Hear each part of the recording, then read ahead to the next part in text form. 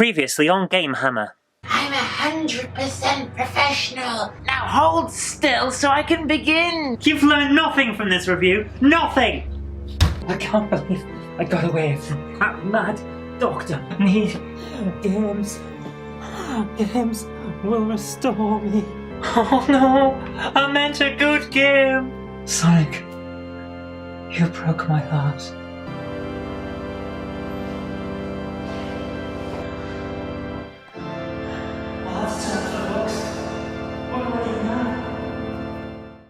And now, the conclusion. I don't believe this. I don't believe this. Am I dead?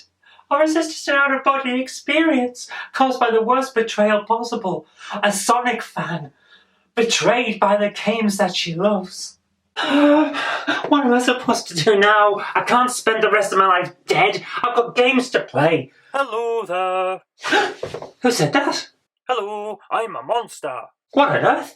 How are you talking to me? You're a stuffed toy. Monsters are allowed to talk to ghosts. It's in the rule book. Oh, I see what's going on here. I've gone crazy. All these terrible Sonic games have broken my mind. And now I'm hallucinating. Oh, really? Would an hallucination be able to do this? Hey, what was that for? To snap you back to reality. Now, come on, we've got work to do.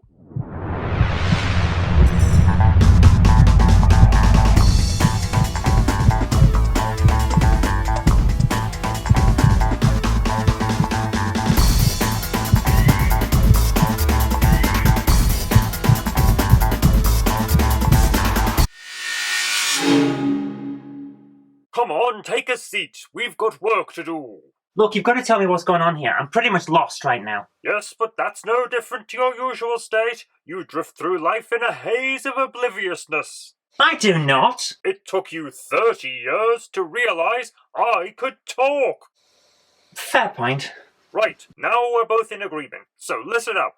You've died of a broken heart because one of your favourite gaming characters was in a bad game, and apparently that's all it takes to off you because you're such a wuss.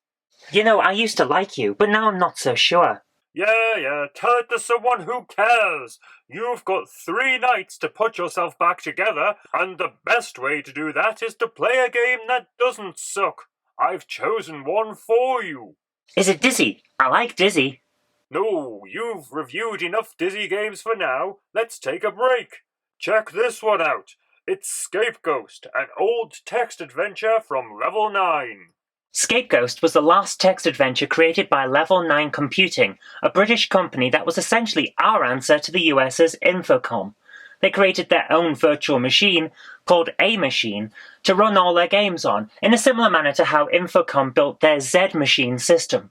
Level 9's was slightly more advanced in how it operated, however, which gave their games a bit of an edge over their American counterparts.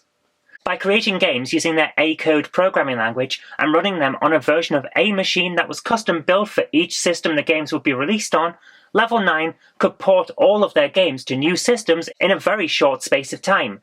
This meant that in the early days of the home computer market, Level 9 could bring all of their titles to a new computer at a lightning-fast pace, and they did. At one point, Level 9 was releasing a new game for the Amstrad CPC every single month, and they all sold really well. Scapeghost was the final game produced by Level 9 for the Amstrad CPC. In this one, you play as a murdered detective, and you have 3 nights to both avenge your death and bring the gang that murdered you to justice. You do this by making friends with the other ghosts in your graveyard, solving puzzles, and scaring the living daylights out of the gang that killed you. It's a tricky game with a lot of puzzles that require precise timing and forward planning. Oh man, I used to love this game as a kid. My best friend and I played it for an entire summer holiday when I was about 9. We tried our best, but I don't think we ever finished all of the puzzles. We got quite far, but I don't ever remember finishing it. That's why you need to play it now. Finish the game and you get to return to life. And if I don't finish it? It's best not to ask. Well, that's ominous.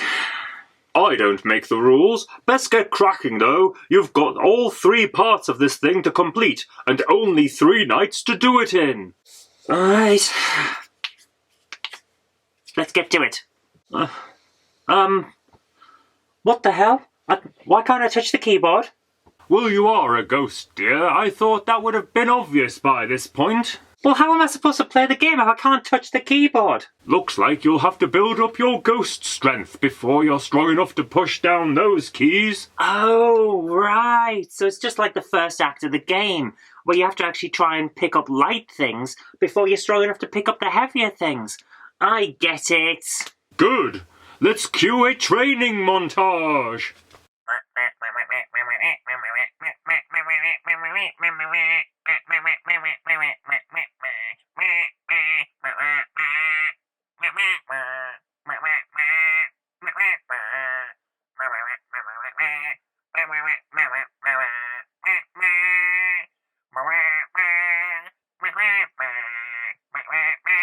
Oh, I'm knackered, man. That training montage took an awful lot out of me. That's a shame, because you've still got the first part of the game to complete. Oh, Come on, no rest for the wicked.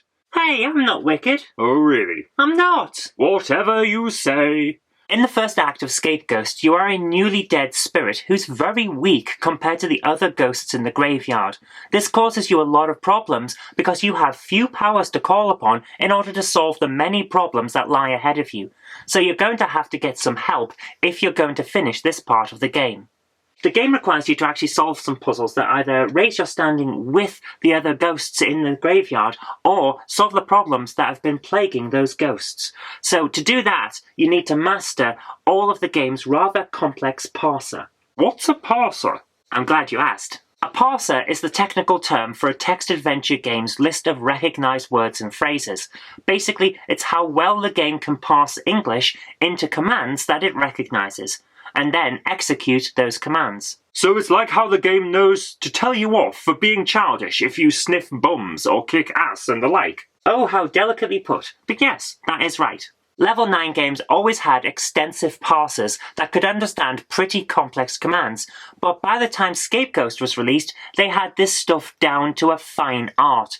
You can order NPCs to do commands. You can set up conditions for the NPCs to wait a specific amount of time, which is measured in how many commands you've input after you told them what to do, and you can type things like go north, get lamp, and light it, and the computer will know what you're talking about, plus many other things. The complexity of the parser is one of the things that kept my friends and I really enjoying and playing this game for so long. You've got to understand the way that the game works, sure. But if you're going to win, you've also got to understand that the game expects you to master all of this stuff, all of the complex parser, and to bend it to your will. And that will get you some puzzles solved.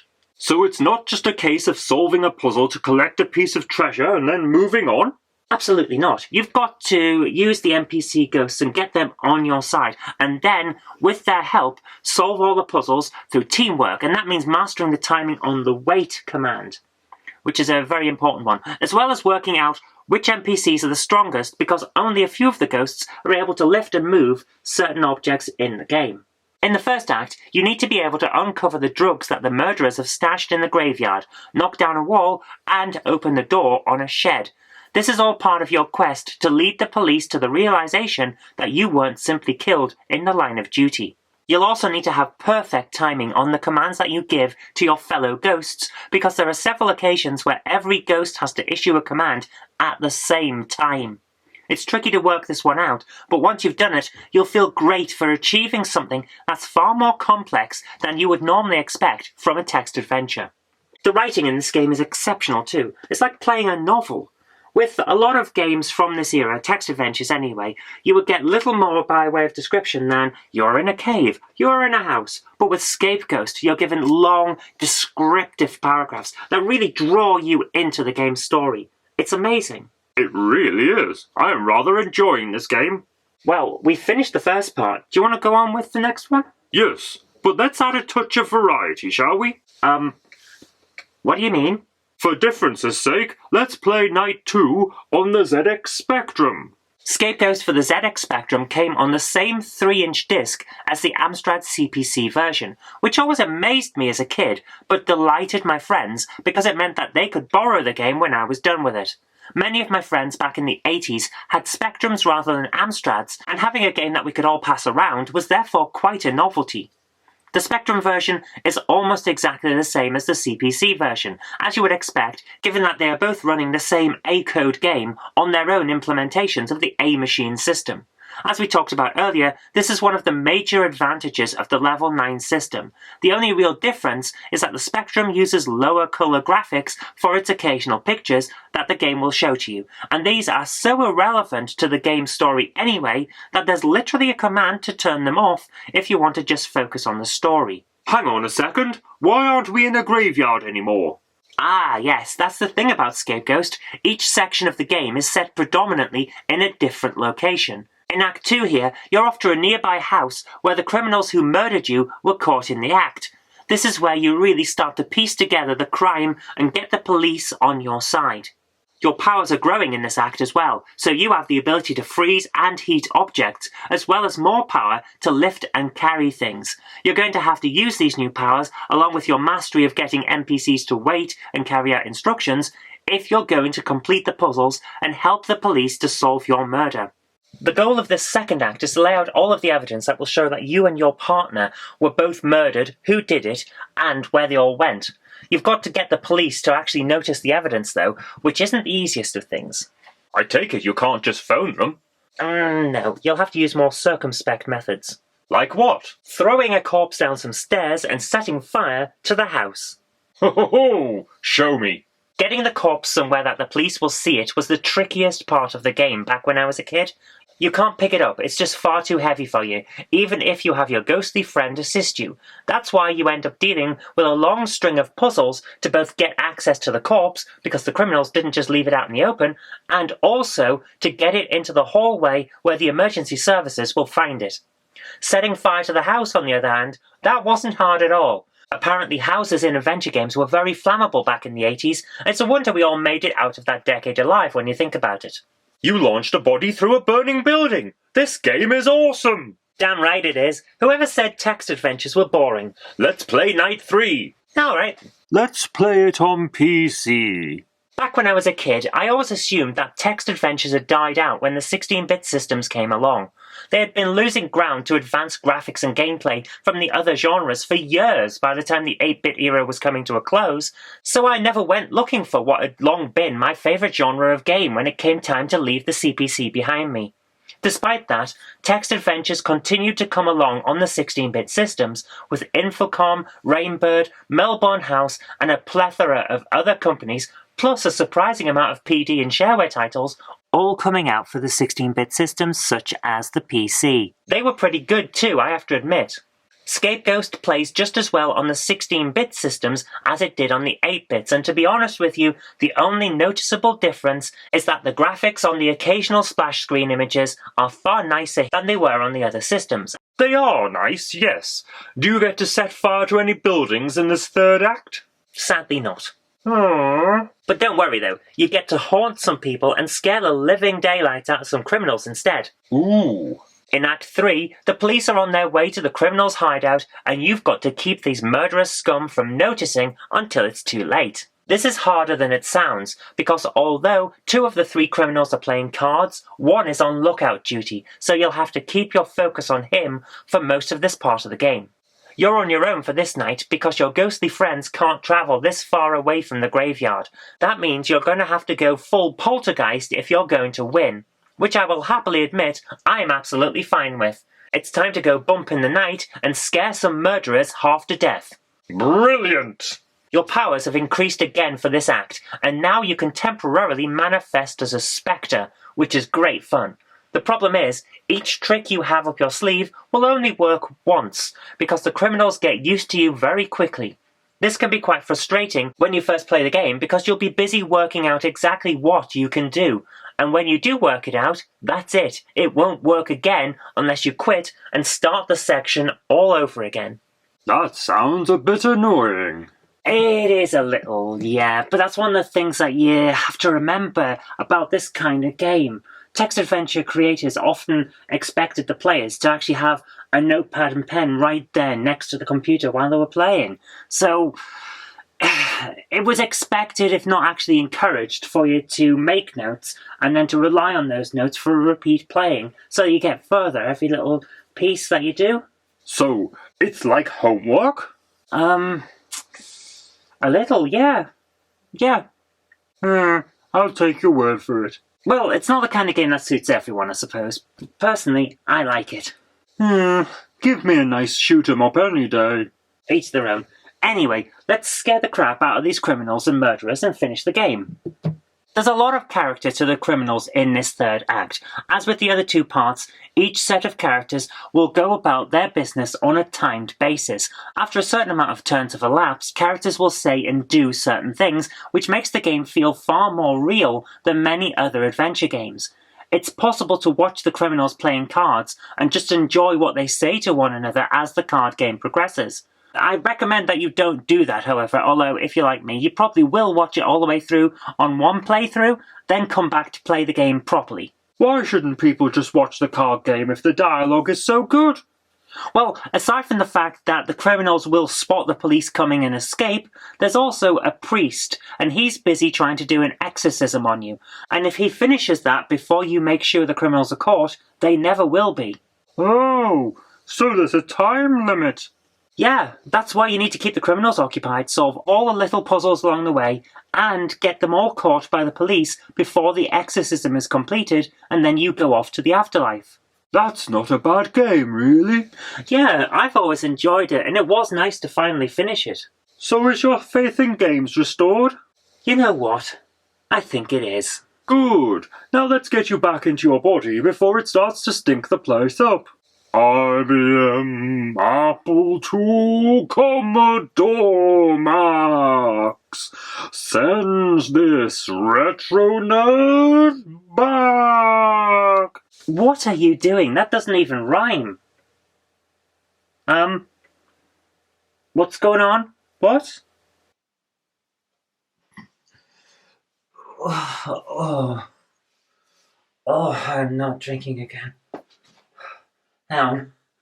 I don't drink. How did I get here? It worked? It worked. I'm alive again. Oh, my games. My lovely games. I'll never leave you again. You bloody nerd. You can talk? Of course I can talk. We spent the last half an hour talking, don't you remember? I brought you back to life. That was real? Of course it was real. What did you think it was? I thought I dreamt it. Well, you didn't, so get used to it. And while you're here, let's play some more games. You've got quite a backlog, you know. Don't I know it. Let's get these daily reviews going again. What shall we start with? Oh, I think I've got the perfect game. And it's loaded up, ready to go. Hit it.